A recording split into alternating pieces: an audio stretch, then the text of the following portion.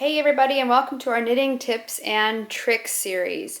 In this video, I want to show you how to work your second row. So you've cast on your stitches and you want to make sure that the stitches that you are going to work are in your left hand and your empty needle is in your right hand. And again, it does not matter, it's the same for both circular or straight needles. So the very first thing you want to pay attention to is you have these two pieces of yarn.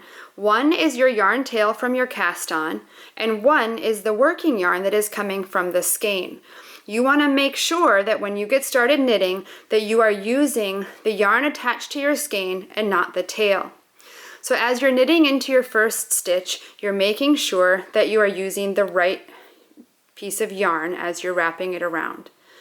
Another thing is you want to make sure, so if we look closely here, you can see these little bumps from the row before or from your cast on. When you insert your needle into that stitch, you want to make sure that you are going above that bump there into the stitch. So when you insert your needle, you're inserting it above this bump.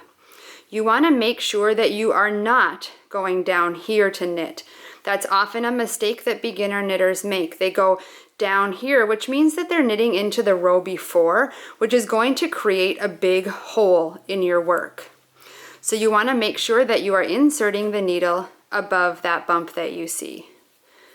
I hope that helps so that you have a successful first row. Happy knitting!